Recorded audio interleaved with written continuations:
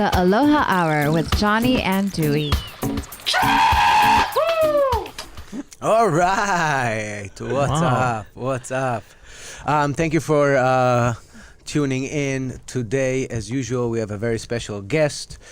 He is an artist manager at Ineffable Music Group, and he is the co-founder of 1117 Creative. He lives and breathes the music industry for over a decade. He was the legendary tour manager for The Green from the very beginning and helped shaping their meteoric success. He is Kimo Kennedy. What's up, my brother? Yo, how's the double K, bro? I don't know about the legendary part, but yeah.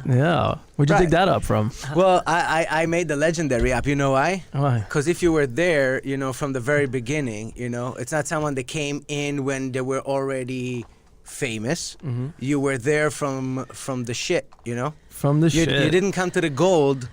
You turned, you were We dug for the gold. Yeah. We mined the gold. That's what's up. Yeah, you put in the work and you grind it out to get where you are today. Yeah. Hey, how old were you when you started this whole music thing? I started touring when I was 21. Wow. 22 maybe. Right. Yeah, we actually before The Green was The Green, they were making their album and they were backing Aloha, who I think you had, right? Yeah. Yeah. I did some research on the show myself too. I think you're the first. I'm going to take a little break. Yeah. You brought me some of this. Can you explain something? Because I'm going to take some right now. I love this stuff. CBD. So, I mean, I'm not the, smartest guy in the world about CBD, but I've been taking it for a few years now after working out, before bed. Stuff helps with like muscle joint pain. Ooh, the flavor is sleep. amazing. So we just partnered with a company called MV that does a bunch of CBD oils. These are oil tinctures, and then roll-ons, rubs, lotions. You can CBD everything. Yeah, These that's CBD awesome. water. Oh, that tastes of money. That's Tropical Dew. Which one did you take? Tropical Dew is the Dew. And It's Dewey good. knows, Which one did Dewey is CBD Fanatic. Oh yeah, did you Yeah, do yeah. the relax? Yeah. Oh, good night. Good night. Hold on, bro. No way. No. That's why Johnny had to have whiskey. and cognac. There's no melatonin. In any of those. So It's it not just good to say that we're drinking alcohol for YouTube. You got to say apple juice. Oh yeah, apple juice. I'm having apple juice yeah, with the CBD. Yeah. I am having apple juice actually. Yeah, so you are. Absolutely, Exactly. you are. I'm sorry to kind of sidetrack you, but go ahead. no, yeah. So The Green, before they were actually The Green, they were backing Aloha, and literally was like I was in between jobs. I'd gone also a connection we have that when I was looking at the thing you sent me is I went to after high school I went and played 2 years of football at Orange Coast College. Oh, OCC. Yeah, I was a Pirate. Played over there for Coach Mike Taylor. Yeah. Shout out Coach Taylor. Yo. Yeah. And then I was, I went down to San Diego, went down to school down there for like semester, and I was like, maybe ready to go home. Back then, what were you thinking about doing, like college and school? I wasn't. Yeah. I was like, I declared to be like a psych major, and I just I wanted to keep playing football. So I was just whatever I could do to play sports, Right. And then when that was kind of like, all right, you're not going to the NFL, like bodies beat up. Like JC Ball has like some legit players because I don't know about junior college, but like a lot of those kids, if they don't test high enough on SATs, Right. and they're supposed to go to like USC or Florida or some shit, they go there first. Yeah. They get their grades up or whatever, and then they can go to a 4-year. So some of those cats you play with are like, I played against and with guys who ended up getting drafted in the NFL and shit. So some of those guys are like animals. So I was getting beat up down there. Went home. I would never guess that you're a football. Yeah, Look at you, man. Same thing. I played fullback for that. So that's just you just get banged up. That's just the kind of job it is. You're just blocking. Was music big then for you still? Yeah. I mean, I'm always a music fan. Right. From growing up. So yeah, just head back home to finish school, UH, and then we met Aloha, and then she was going out on a tour, and she was like, I need somebody to help me do some just whatever kind of shit, right? And I was like, between jobs, kind of at school, and And I was like, I'll go travel and do all that. I was thinking I was going to go and party, you know, like, let's go tour. And then went out there and was like, oh, wow, like, you know, going from city to city, meeting all these different people that were in touring. And, you know, she'll probably agree that tour probably wasn't the most legit tour that she's ever done or none of us have done. But we were so young and didn't know shit, right? So we were just went out, learned a bunch from some guys that were, you know, kind of running shit. And then when it came time for when the Greens started putting out their music, it was their stuff was quick, right? When they came out, it was just like the album came out. It won iTunes Reggae Album of the Year in 2010, and they were like unsigned, nobody doing marketing, like grassroots as it comes, and they won that award. And then it was like, all right, they got agents now, they got all this stuff, right? And then now we're touring like 7 months, 8 months out of the year, and so I just fell into it. So it's family, right? So the lead front man is Caleb Dewey, who's my first cousin. My dad and his mom are sisters, and then my older brother JP, is a singer and guitar player. So his family. Yeah. And it was like, my brother's like, yo, we don't know what we're doing. You got to come with us. You got to help us out. And I was like, okay. I don't know what I'm doing either. And that's pretty much, to be honest, like, we went out there, made mistakes. But what is a tour manager like? Because I assume it's like tons of pressure, right? I mean, like, yeah, it's logistics. You're planning where everybody's going every day, everyone's movements, what times, sound check, times load in, what time is everybody, you know, doing everything, right? And if you're the headliner in the thing, then it's even more, because then you're responsible for the opening acts and, you know, everything down, even like the accounting. So like, what's the budget for this, and then you settle at the end of the night. You make sure you get paid, like check everybody's numbers, receipts. Like, the promoters really, you know how it is. Like, did you really spend that money on that? Like, what do you mean? You spent $500 on Cheetos? Like, where was it? That's pretty much, you know, Cheetos. You go down the line. Cheetos. Yeah, you go down the line items of everything, and you're like, and it's, you know, and managing people, right, is really what it kind of comes down to. And different personalities. Yeah. And when you start to like tour, you're living with, you know, you're on a bus together, you're living with each other, and you got to kind of like, you know, people are not having great days every day. And it's for. Did you have a sick bus or did you have a shitty bus? I mean, we started from being in a van. Yeah, that's, you know, how. We started from being in vans, like sleeping in hotels, sharing like 4 or 5 guys to one room, just penny pinching, you know? Yeah. So like working our way up into the bus world, right? Which thankfully, you know, with the success that the Green was having, we got to that point quicker than a lot of other bands. You know, there's bands that are doing it for decades and they're still grinding like that. And so we got into buses, which becomes a whole nother monster to deal with, right? Dealing with a bus and a driver and, you know, all these different things, all these moving parts. So there's actually like a designated job for a bus driver. Yeah, dude. I've always had an idea of like doing a show on touring bus drivers, because they are like the most interesting people that you'll ever come across, because they spend their entire life on the road. They meet a lot of super interesting people because they're driving around celebrities and musicians and who, you know, people who, a lot of celebrities who don't fly anymore, and so, or not anymore, but they don't like it. Right.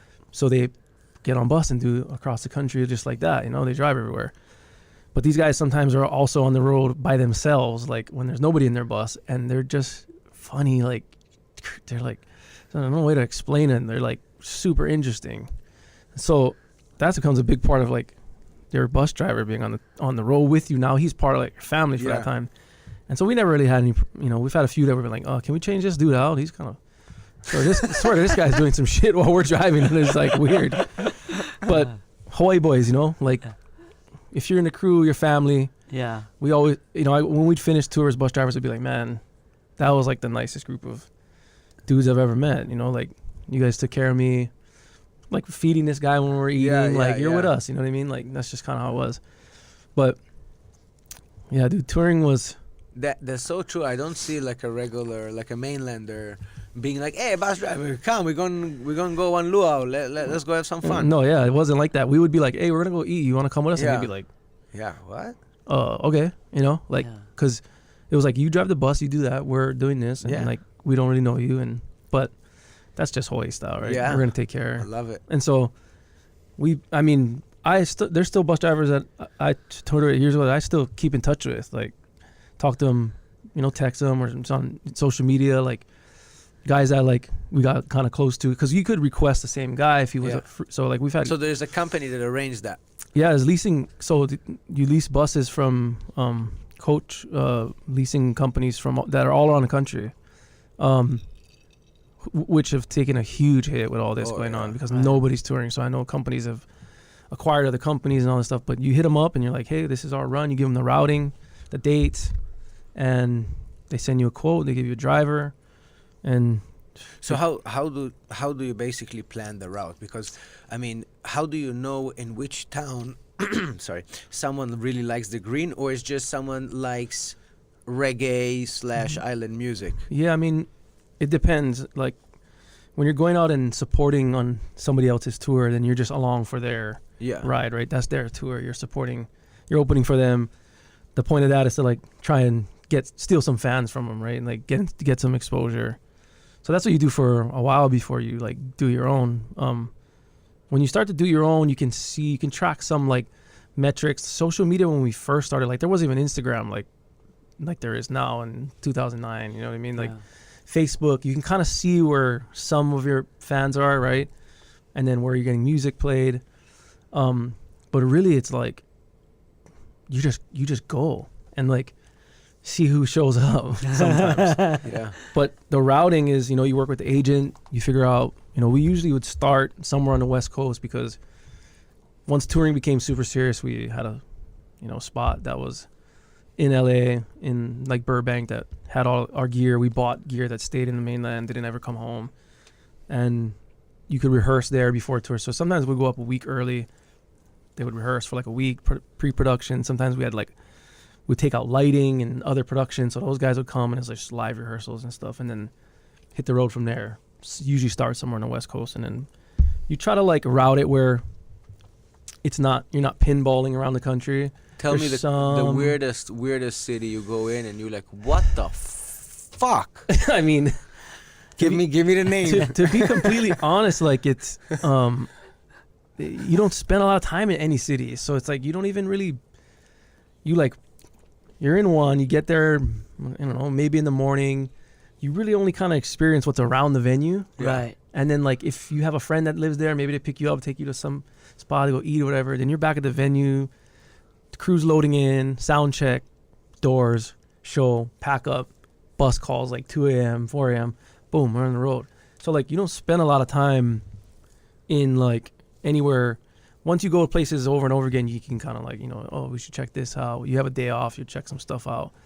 But I mean, you see, like, you hear about like guys doing shows and be like, yo, what up, Houston? They're like, no, we're in New Orleans. Because you forget where you are sometimes. Like, Yeah. there's a saying, and I forget what it is. Like, guys are like, oh, it might not even just be for touring, but it's like, oh, yesterday seemed like a year ago, and then like a few months ago just seemed like yesterday. Like because they start to pile up. You do like a 40 show tour in, Yeah, you do cross country, you do all the West in Coast. 6 weeks or whatever it is. You're like, you start to lose track of days, and every day is a show day, so it feels like a weekend. Every day you have a show. I mean, you do normally on club size show tours, you're doing 4 to 5. You got to do them like to make sense financially a lot of times, right? But like we started getting to like arena levels and bigger than that, then those guys are doing like 3 maybe.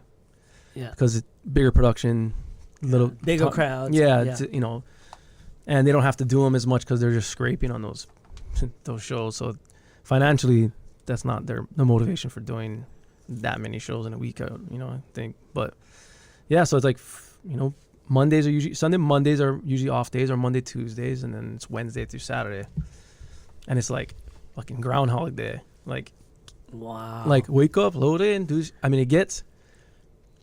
If you don't like it eats you up if you're not meant to be like out there, like you don't do that long time. You know what I mean? I'm so curious. I'm sorry, Kimo, but a lot of listeners out there, I'm sure a lot of young people out there, like, in their 20s, and they love music, and their dream is just doing what you're doing, and when you're saying that what's your official title? What we're talking about was tour managing. Yeah, tour managing, which I don't do anymore. Right. But back in the day, yeah, tour managing, is it basically, because you have agent, you have tour manager, and you have probably producer and everything else. So it sounds to me like tour manager are responsible for everything the moment that band gets on the road, right? Like from scheduling, airfare, airport. I'm talking every single thing. So make sure the musician shows up at the venue and ready to play. Does that sound correct? From shishi to food to everything else, right? Totally. So that is all in. You guys got to use the bathroom because we're going to go on the road. Like, wow. And you're responsible for everything. He's ready to be a dad. Yeah. You're going to be a great father one day. Some people are like, it's glorified babysitting in a way because you're just kind of like, do this, you got to do this, but. Yeah, but pretty much. But sleep, I'm just imagining in my head, Johnny, it's like lack of sleep. Yeah. And like you have short temper and you deal with rock and roll musicians, right, who are not easy group of people, right? And at that combined with the stress with schedule, I mean, it is intense. And I don't think, well, he didn't tour with Guns N' Roses. He toured with the Green. Yeah. Okay, you can smoke fucking weed all day long. Still the stress, you still got to perform. I've done tours with other bands as TMing or being on production. Yeah, you've been with Shaggy, UB40. Yeah, we did and so like, the Green is like, those dudes are, that's my brothers. And so that's a different relationship than going out with some of the other bands. And some of them are like that. They're just going every night, and it's kind of crazy. And the thing which is why a lot of people who tour or just artists in general, like they get into trouble with alcohol or drugs and stuff because like when you show up to the next city, like that group of people needs you at 110. Yeah, and you're just kind of like they don't carry you. They don't carry you just on your fit show of the week, right? They're like, I'm ready for you guys to fucking entertain me. And so like it's tough on it gets tough on guys, it gets artists, it gets tough on the guys on the road.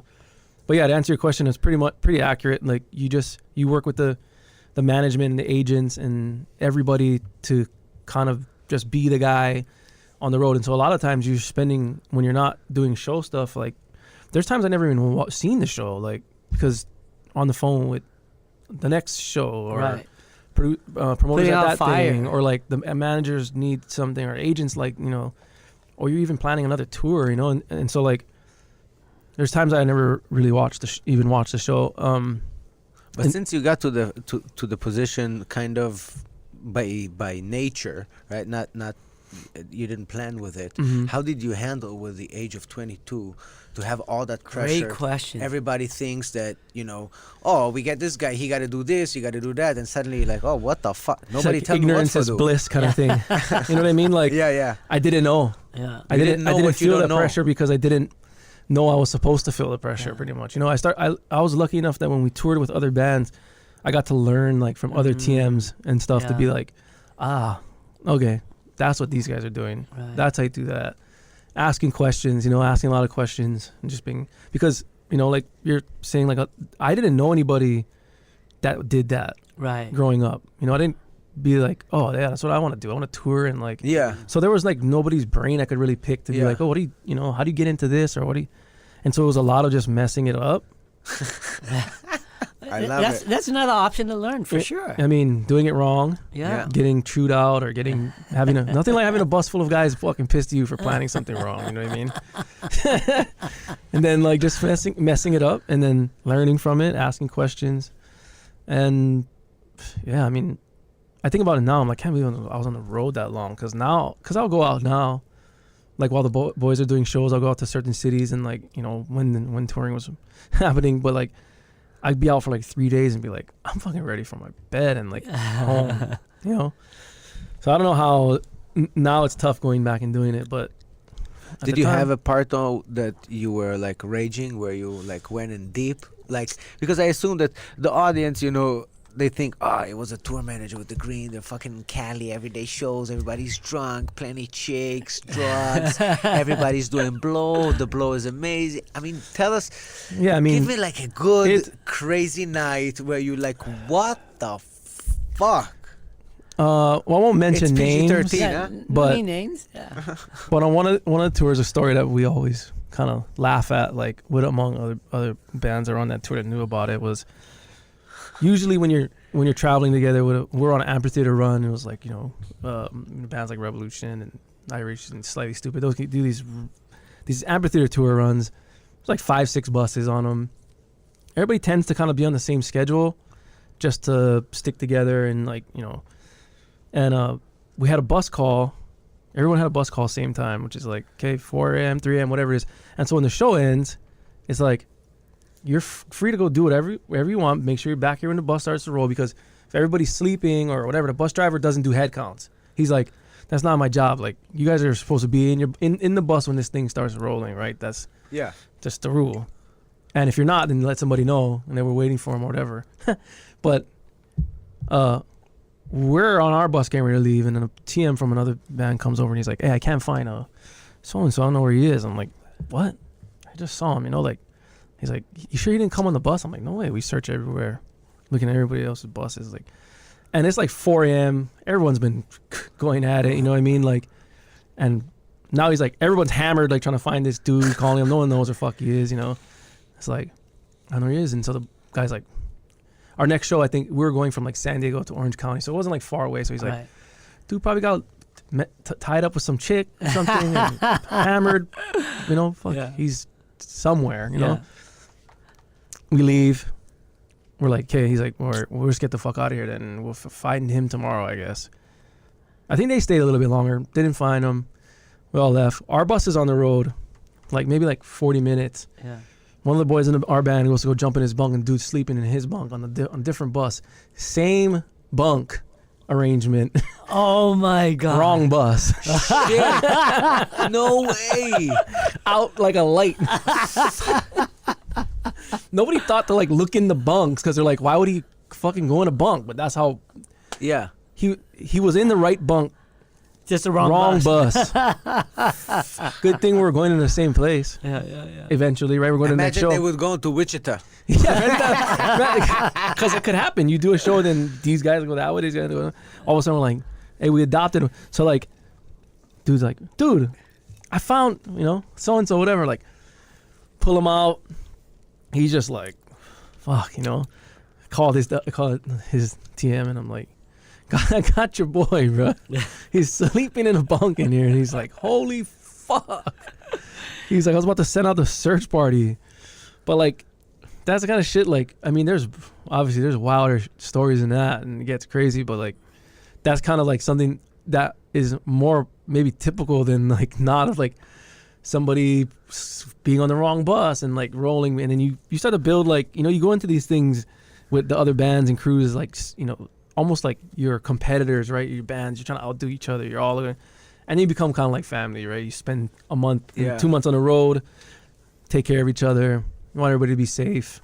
You know, you hear a lot of stuff about, you know, buses crashing and people, you know, getting fucked up and ODing and all this shit. So you try to like take care of each other. But yeah, I mean, there's.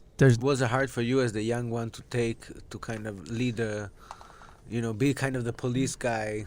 No, I mean, the boys are like, I feel like they're.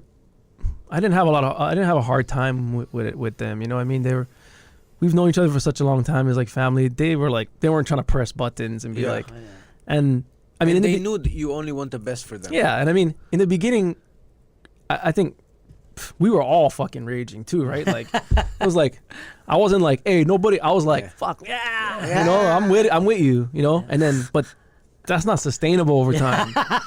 So he can't keep doing that, you know. Like, so, yeah, you try to look out for him, be like, hey, you know what, show 5 of 5 tomorrow. Like, we've been drinking every night. Like, try to rest the voice. You know, like maybe drink some water. It's so funny. People dream, you know, as a musician, you want to make it big, but they don't realize how much hard work. And when listen to you can be mentally tough. 100%. It doesn't even sound like fun to tour. Yeah. No, seriously. It's like, I was like, fuck. I think you get recharged when you see the audience Yeah, loving your no, music. I think that's the definitely. payback. But then when it's over, oh my God, the grind start again and again. Yeah, and again. that's definitely the payoff. Like, even if you're not on stage, like for me, like I feel, a lot of times there's so much that goes into like even a single show, and like nobody knows that's out there. Some shit went wrong today. We almost didn't even make the show. Bus had a flat tire. Like all these little things, right?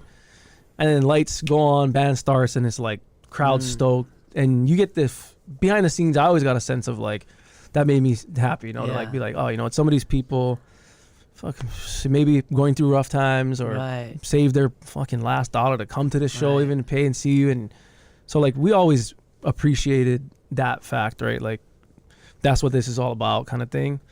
But yeah, it's definitely like.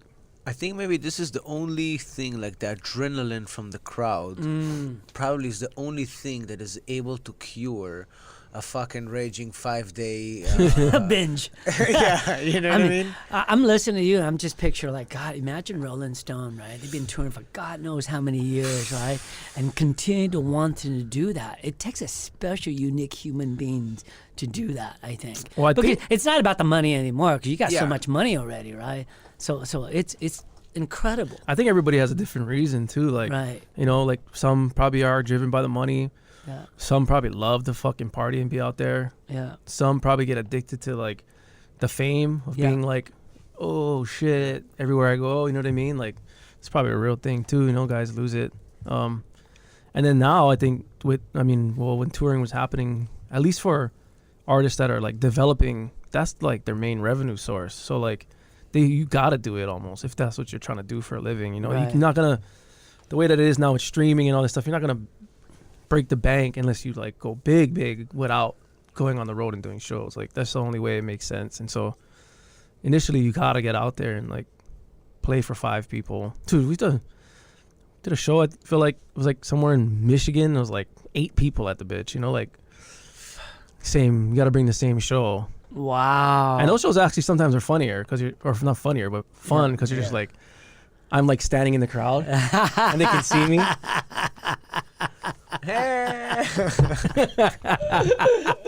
And they're just like, fuck, like this is part of it. You got to play the note.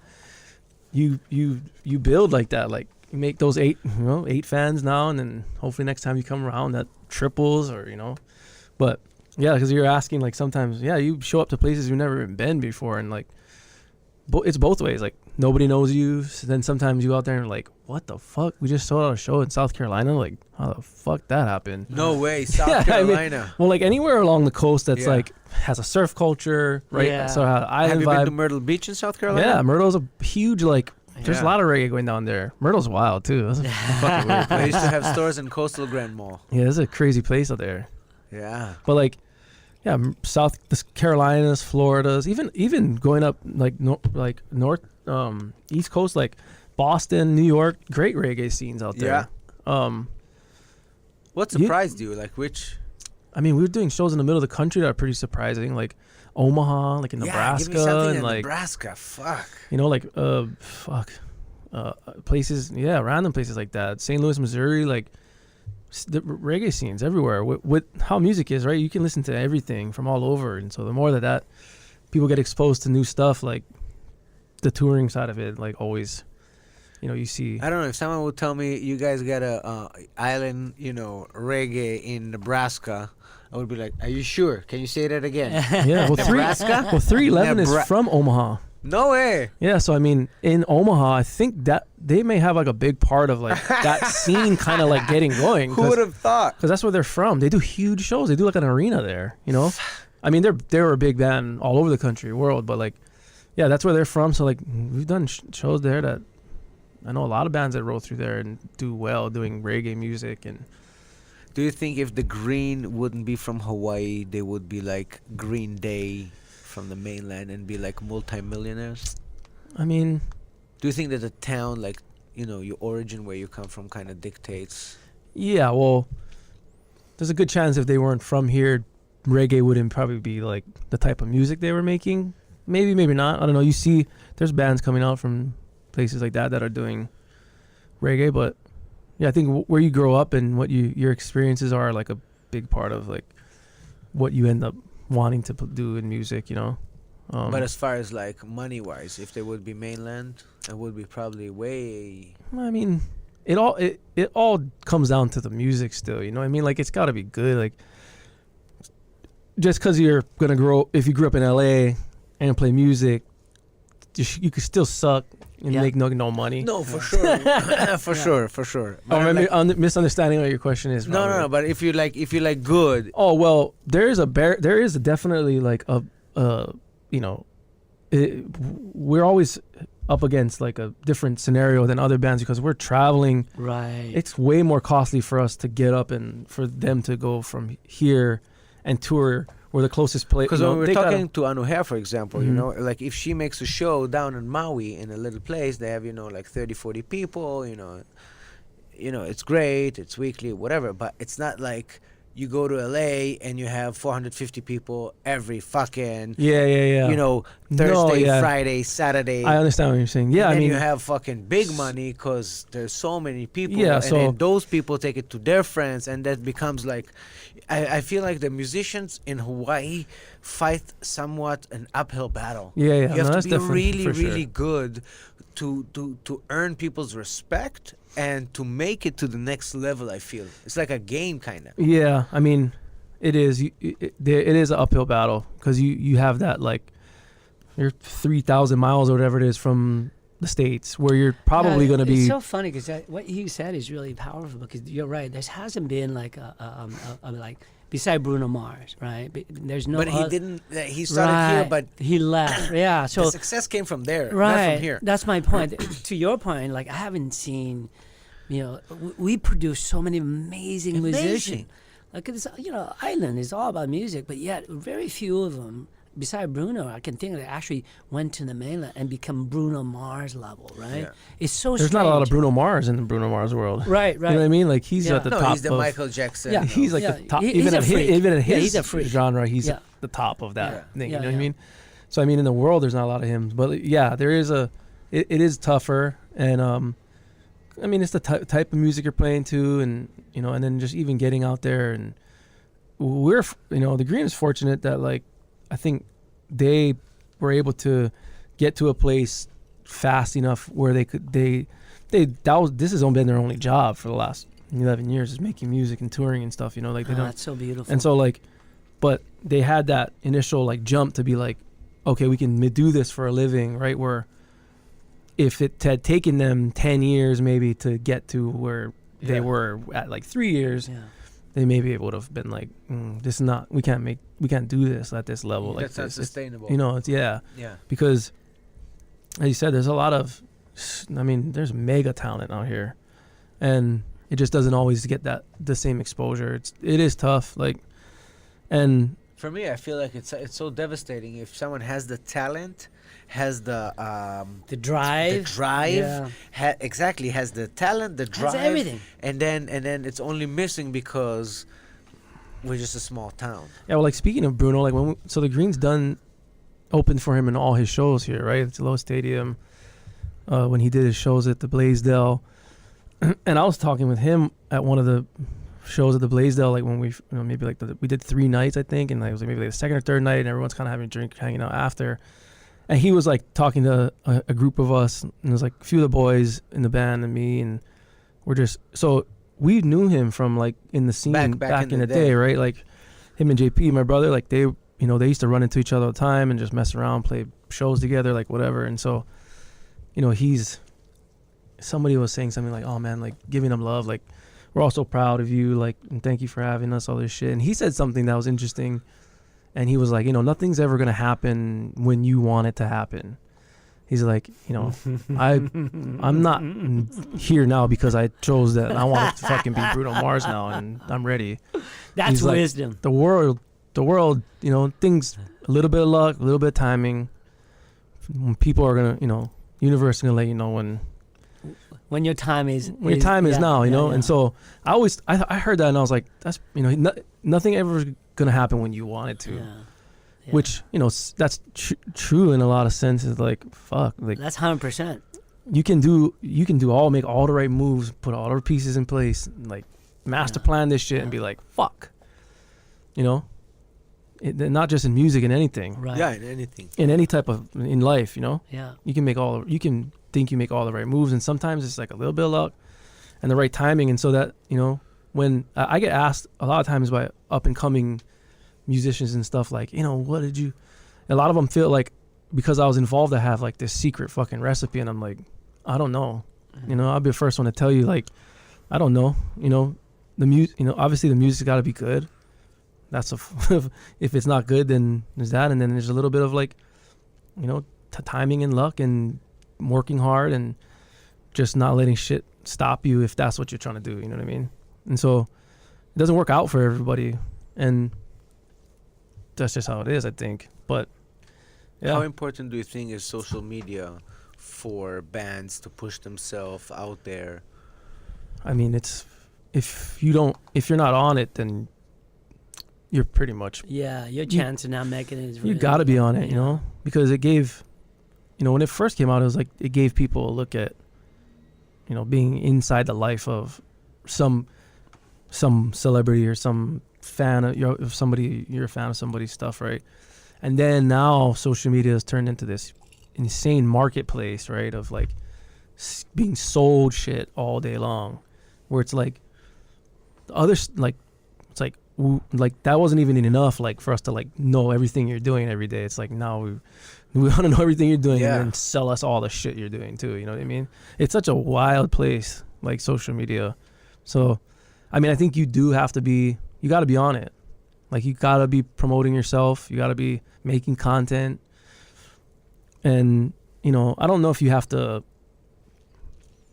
be like, take that shit with you everywhere you go and show everybody everything in your life. You know, that's up to Yeah. you, how you're doing it. But, you know, you do have to be able to self-promote yourself. And If I'm a new musician, you highly recommend, you know, open something, not fucking Kavika, whatever, but do something professional with a name, a logo, and kind of try to run and promote yourself. Because by the end of the day, look, when everything was open and there was restaurants, everybody needed a musician. mm-hmm. When this guy couldn't work, he brought his friend. When this guy couldn't bring, he brought his friend. Everybody had work. All the musicians made work in Waikiki. Everybody made it work. Mm-hmm. Right now, Yeah. there's no restaurants.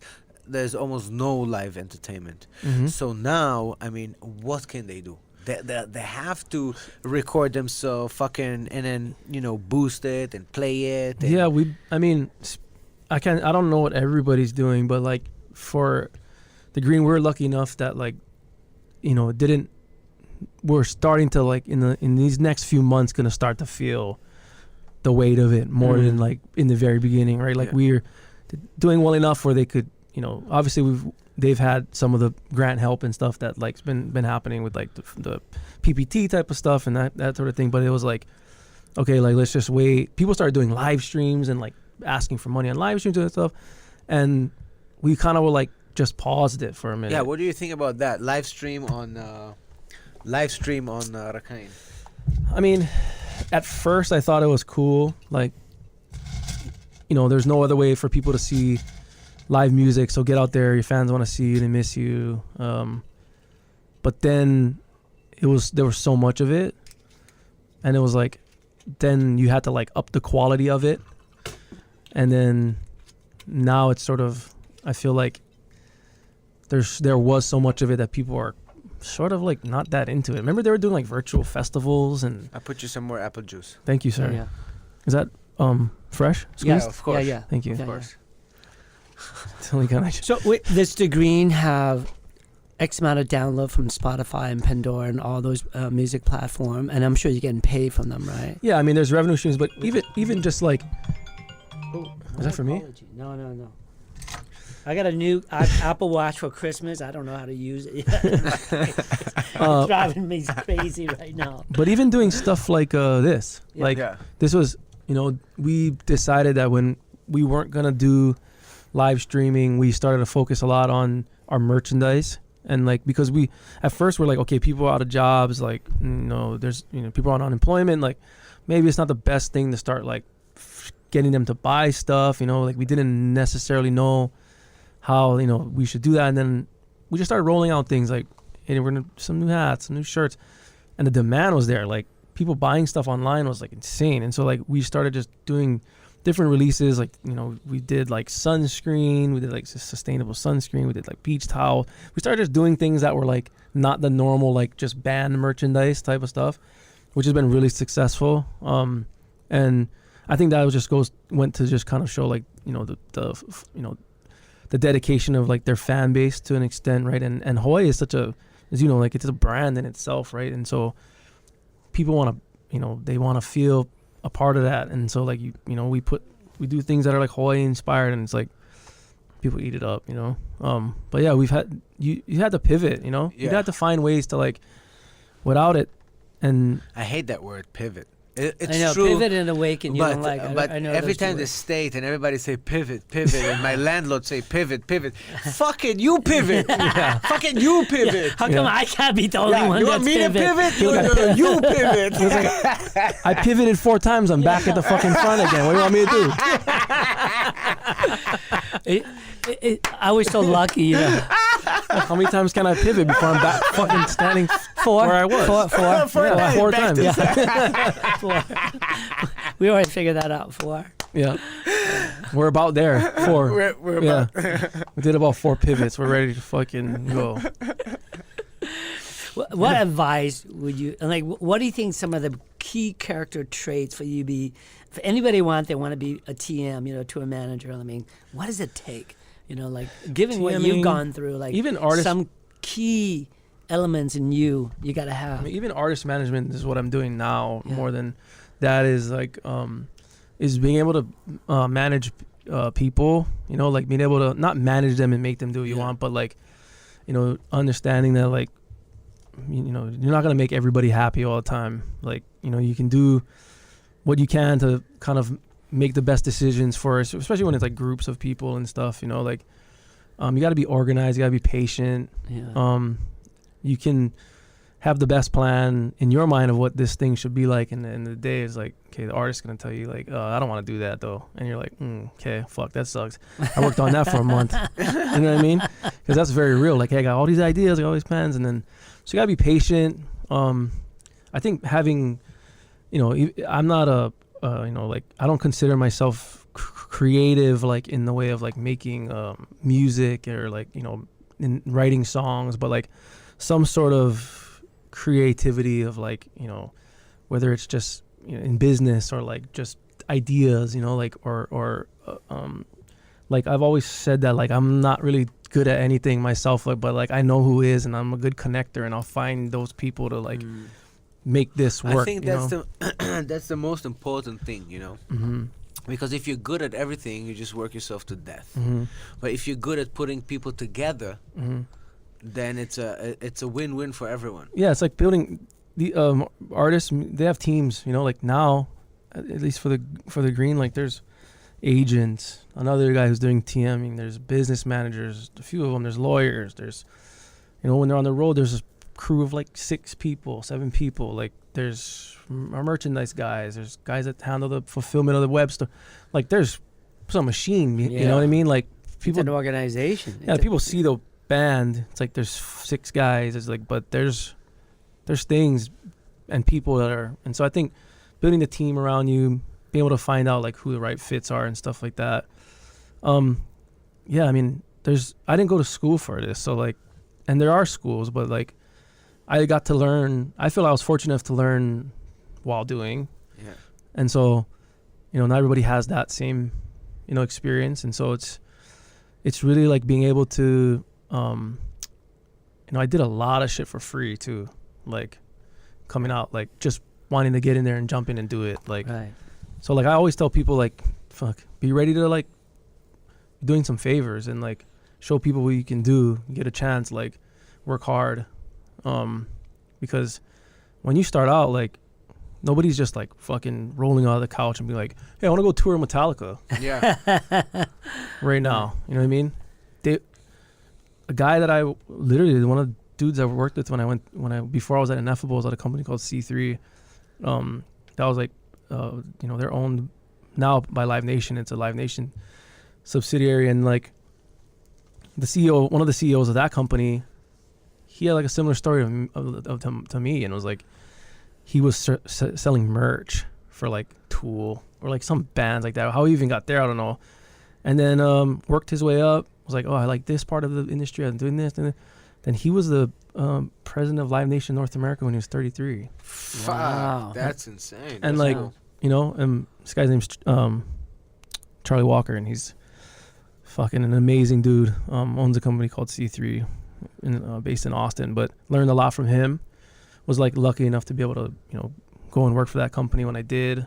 But he's the same way. Like, didn't go to school. A lot of them for that. They might have college degrees, but they fell into it. I always kind of laugh, like when I went to that company, it was corporate for me for the first time, right? So I was getting off the reason why I got off the road was like I got an offer. I had a friend that was at that company. He's like, hey, we're trying to hire an artist manager to come work on do some day-to-day stuff. He's like, I think that you'd be a good fit, and he knew I was trying to transition into management stuff. So I applied. He put up my resume in for me. I flew to New York while I was on a tour somewhere. Flew to New York, did the interview.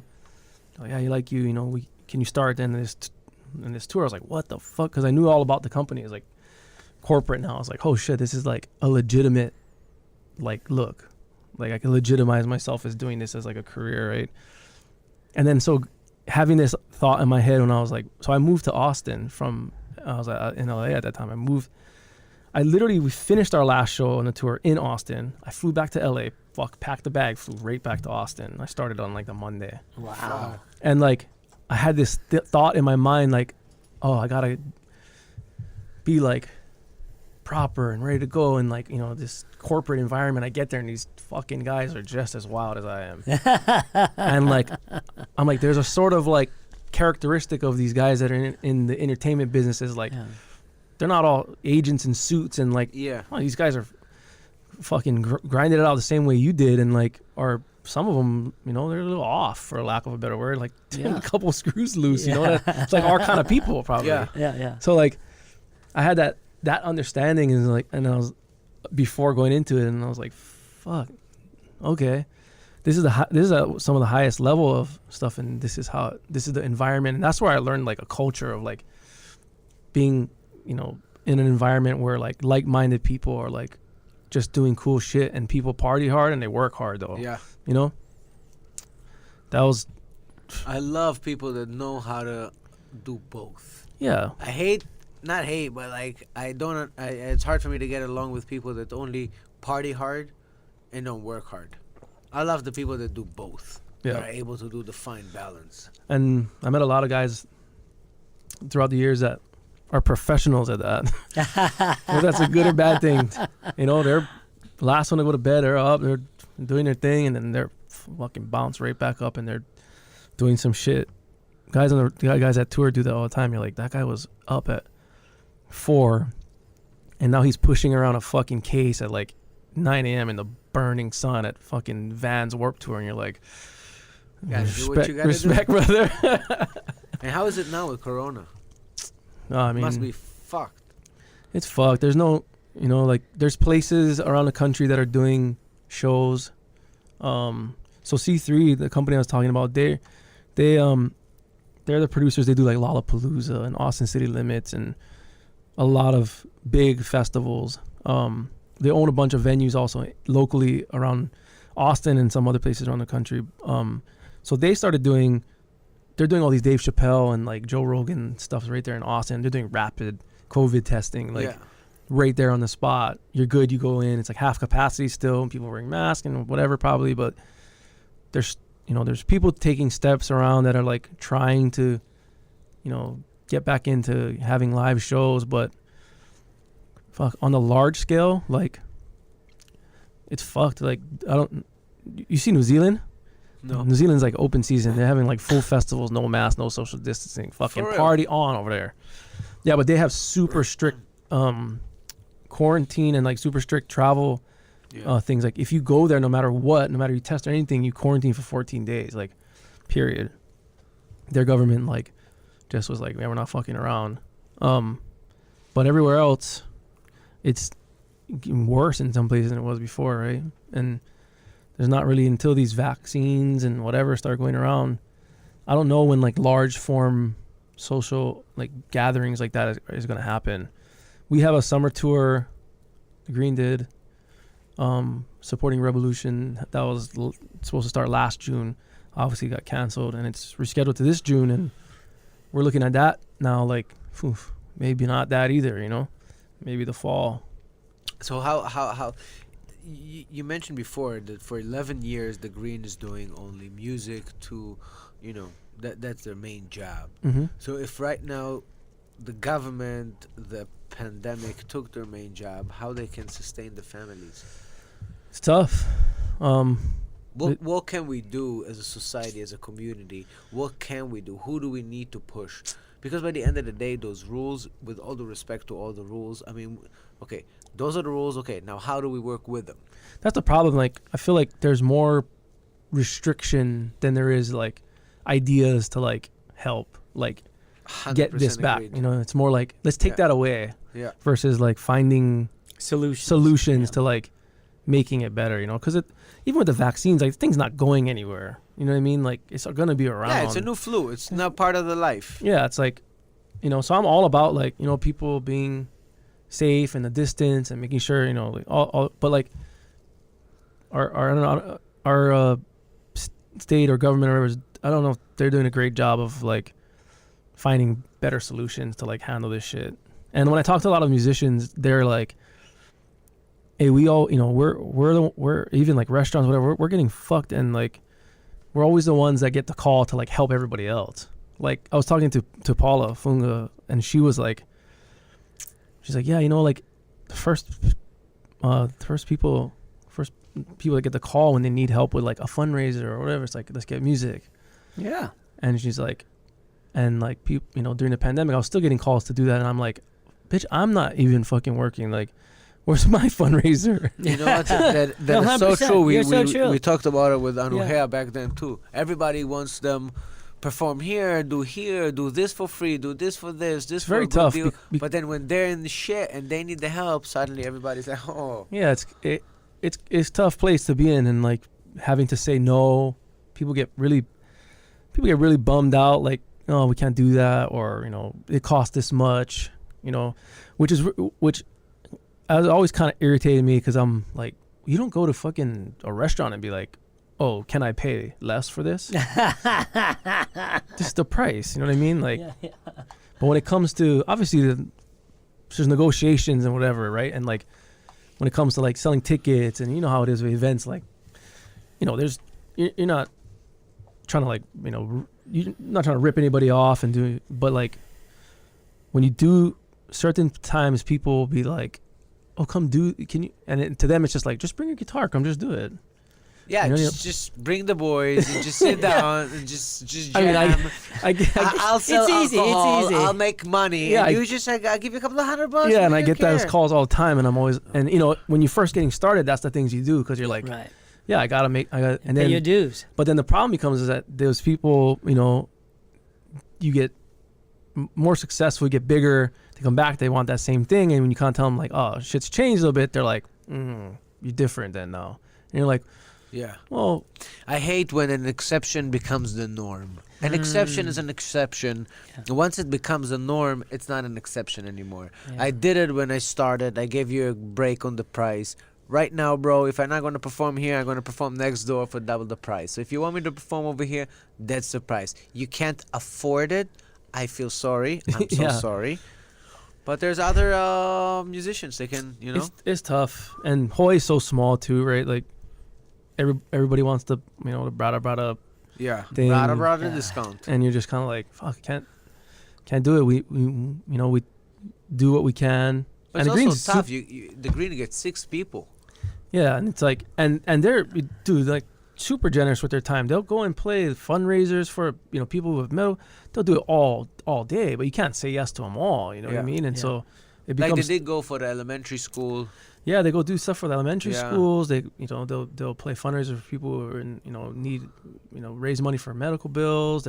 They've gone and done the Habilitat for like a few times for the people that are like, you know, recovering in that place. And you know, they definitely do their share. Like they'll go back to their high schools and play like Project Rats and do all, you know, do all this stuff, either for free or for just like whatever. It's like, what's your Yeah. budget? We'll make it work. You know, like we want to take care. And so, but it's the ones you don't do that they kind of, you get the, and I always never didn't appreciate that. You know, it's a hard place to be, and you can't make everybody happy even with that. You know, and so, but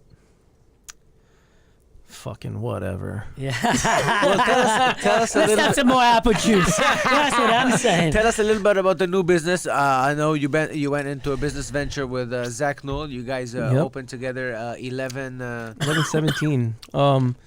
We maybe like 4 or 5 years ago. Me and Zach have known each other since high school, through mutual friends. And we've always, you know, I've always been a big fan of his work, obviously, right? And like, then over the years, we've always kept in touch, and we would like throw around ideas about different things, just you know, shooting his shit. And he's like, I'm working on this project, and then maybe about 5 years ago, maybe a little less, we got together for lunch somewhere down in Chinatown, and he was like, fuck, you know, like I'm getting all these like type of projects come my way, and like I don't have a team to like facilitate them. A lot of them based in Hawaii. These like big companies are bringing all these guys from the mainland to like do this work, where I'm like, we have these people here that are creative enough that can do all this. Like, you know, I want to create something that we can show people we could do that work here, and like we can keep some of that work, you know, with the creatives that are here. And so we maybe like at the ending of 2019,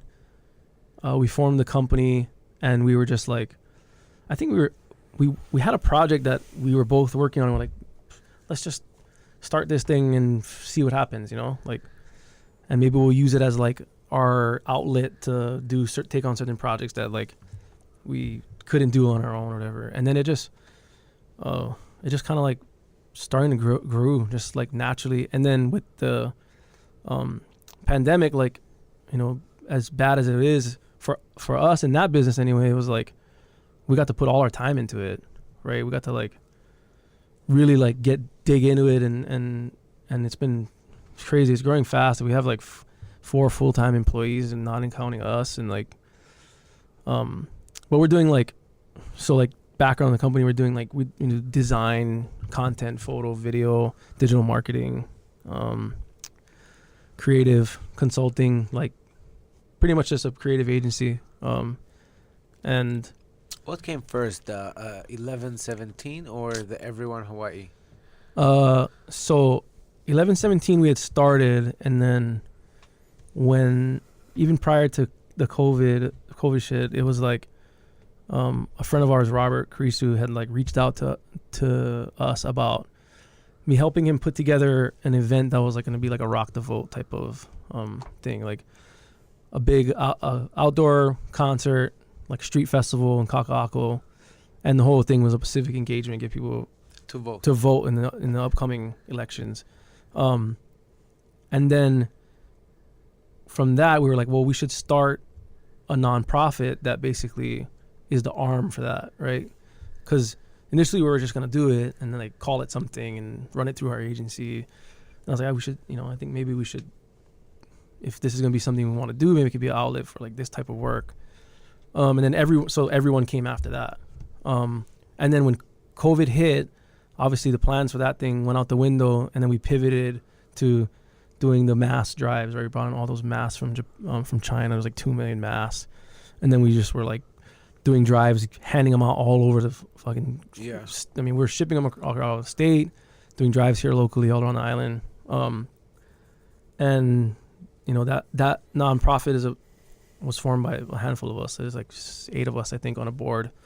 And we plan to do different initiatives over the, non-voting years that are giving back to the community and doing some other stuff. But yeah, so it came, 1117 was formed, Everyone Hawaii was formed shortly after. And then, yeah, now it's all just rolling. So what we had worked on when I was saying we were worked together before was we ended up taking that, what was going to be the outdoor whole concert, and we moved it to the Hawaii Theater, and we did it as like a virtual, like obviously not the bands that we were gonna go get big national bands and Yeah. all this shit, and so it was local bands. It's acoustic, way more stripped down, and then we just tried to still accomplish the goal of getting people like registered and then to vote, right? That was like the whole thing, and so not the way that we had planned it, but pivoted. Yeah. What is everyone Hawaii's next mission? Like, do you guys have a plan like for the next big thing? No, not in terms of like the specifics, but we plan to be involved in the governor's election is going to come up soon. We plan to do similar things, and getting people encouraged to vote for that one. And we've talked about a bunch of different things, but really, everybody's kind of also got their stuff going on. They're Yeah. trying to like with their just lives and families and taking care of themselves, and so once sort of the mask and thing. Yeah, it's hard to do voluntary work when you struggle or during pandemic. Yeah, where and you so have we to were work. volunteering a lot of the time, and which was great. And then doing this, civic engagement stuff, and then we've been taking a break for the last few months of because we were like meeting or getting on the phone every week and like planning stuff out. So we've taken a little break, let people kind of get back to the grind of like stuff that's happening with them. And so we haven't planned out, what we're gonna do exactly yet, but I know. So last time that when Zach was here, your business partner, Zach Noyle, we asked him the question why you had to take down the graffiti over Run 808. He said there were some things that happened. Since then, is there a release? Can we know why? Or who was the motherfucker said take it down? We cannot. No, but I mean, we took it down on our own. No, yeah, but like who told you, bruh? Nobody exactly said like take that thing down. It was more like we were getting pressured, and they're saying it was a billboard and it was just questionable, and so to avoid really just Yeah. irritating the Yeah. man or whatever, or the powers that be, we were like, fuck it, let's just take it down then. Like we already got all the content, it's gonna Yeah. live. You know what I mean? Yeah. So Command and Gress, they killed that thing and took it down. But yeah, there wasn't a specific. We actually weren't even told to take it down. It was just sort of just little threats. I was That's like, not what we anticipated. yeah. And so the thing was, I don't think they could tell us like, I don't think the city could be like take that down essentially, because it's like, what, you guys don't support everybody like getting out there and voting? Like, how are they going to tell you to take that down? Like. Yeah. But it was like. Well, you never know with our government. Yeah, I mean, and the truth is, I don't know if they want you to vote. So, Yeah, maybe, but we were trying to protect, the powwow guys and make sure that everybody was, nobody got, because it was our initiative. We had plugged them in, and it was more just like, we don't want anybody to get in trouble. Yeah. It's not that big of a deal. It's up. People saw it. We got the content. Let's just kind of like not rustle the feathers. Take the high road. Take the high road. Yeah, take the high road. And so, yeah, there wasn't a specific. We just kind of like, and then we also thought, we're like, oh, it's kind of sick. It was up and now it's gone. Like, and No, then the fact that you took pictures, I mean, you have the content. yeah, and then it kind of stirred its own little bit of controversy on its own, right? Like letting the rumors kind of, because we was reading stuff, I was like, whoa, people were like digging way deep, like somebody said, and we were letting that kind of, we weren't answering it. We're like, let them go, let the people talk, because people are like that, because then people were like, that's exactly why you got to vote, because these motherfuckers don't want you to, like, which we were like, we didn't set out for any of that to like, we just didn't want to like make trouble, Yeah. So it was like, fuck it, and take it down. So there's no specific plan for everyone Hawaii. There's no like a next big project. Nothing that's like, I mean, I don't want to say voting nothing. is your forte. I mean, this is kind of what you. Civic engagement was the reason why it was created. We kind of feel like we have a good group of people that can do a bunch of different things, and so the way we kind of look at it is like it's a resource for if anybody in the group wants to take on a certain thing, bring it to the team. we'll get behind it. Like, yeah, but we need it badly, dude. I think when Zach shared with us, I was so impressed. I was so stoked because, statistically, people between 18 and 40, early 40, don't vote. yeah, And it's worse in the state. So whatever you guys are doing now, get the young guys, get in there. And it's the only way we can change our society, and this. And you guys taking an effort to do that. It's amazing. It's fucking beautiful. Yeah, I want you to know that, hey, listen, this is your guys' format. Anytime you guys want to come back and spread that kind of love to our community, please come. Just give Johnny a call and come here and let us know so we can help everybody involved. Hey Johnny, I want to come talk about civic engagement. You got any more of that apple juice? We're always going to have the apple juice, Kimo. You're here. K-square. Guaranteed. K-square. K2. Yes. Yeah. No, I Hey, appreciate that though. Yeah. No, I'm serious. It's Yeah, amazing. appreciate it. Man, we got to wrap it up. Yeah. Yeah. We have the Aloha Hour. Yeah. The Aloha Hour has been, it's A been little more than a low hour. a little bit more. Yeah. I seen you had Andrea Zanoni on here. He talked for like 4 hours. He Wow. had the Aloha hours. Hours, bro. We had to cut him down, and we cut it down to 2.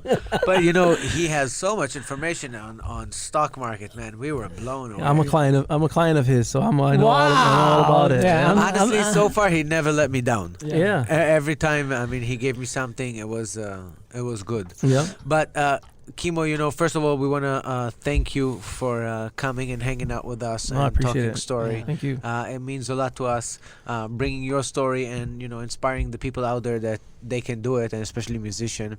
And thank you for that beautiful Beautiful CBD by the Green. And just so everybody knows, the Aloha Hour and Hawaiian Aroma Cafe actually did a new collection. It's a collaboration. It basically says, kindness is so badass. And we made you a shirt.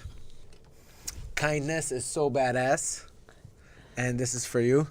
Wait, it says kindness is so gangster. Yeah. Kindness is so gangster. Well, we have also... We have badass, too. We have badass, too. And it is. We have a whole collection. Be nice to people. Exactly. Motherfuckers. Yeah. Exactly. Or they're going to come get you. You guys Exactly. two jujitsu guys. They'll come get you. I read the bios. And last but not least, we want to award you the Aloha Hour Hama Award. Holy shit. That's what's up, because For you won real? hammer. You can Yeah. Does everybody get a hammer? Yeah, No, hell yeah. that's for you to use on your musician when they don't cooperate. You Holy will get fuck. whatever you want out of these fuckers. This is sick. Yeah. Listen. Yeah. And This is a dope before we're going to let you go, we have 5 what would you rather questions. Oh shit. Kimo Kennedy, are you ready? Oh, fuck. What would Drink I some rather? more apple juice. What would I We'll rather? help you. Get What some I more rather? apple juice. Kimo Kennedy, what would you rather? Be forced to jump in for the Green as their drummer or as the lead singer? Whew.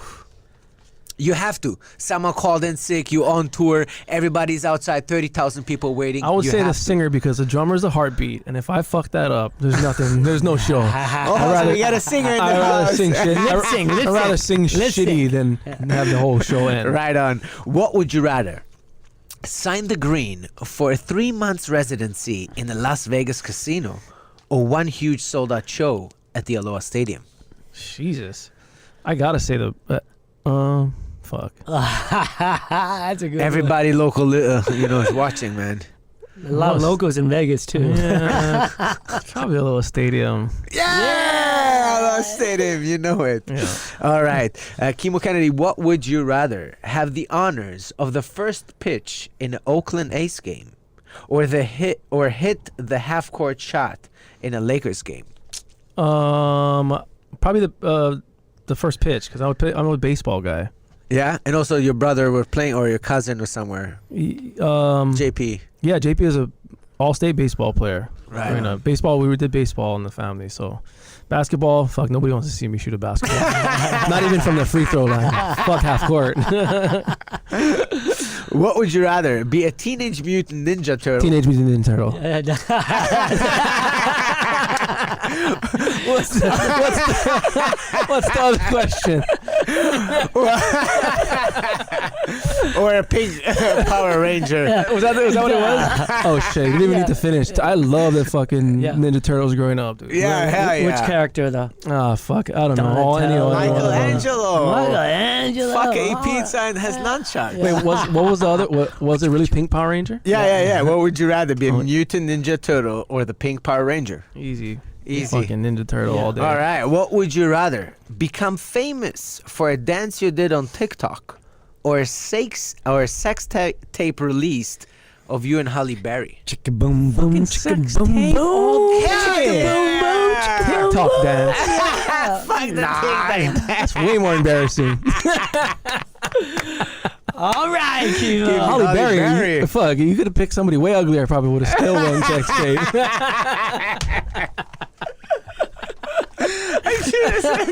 You pick a guy. I was like, that's the bad. What's the bad? Is that bad choice? Fuck. There's no bad choice in this one. Yeah. Well, thank you everybody for tuning in. Thank you, Kimo Kennedy, for coming. Appreciate you guys. Thank you, Dewey. Thank you, Brett. Johnny. We love you, Brett. everybody. We're out. Thank you. Aloha. All right. All right.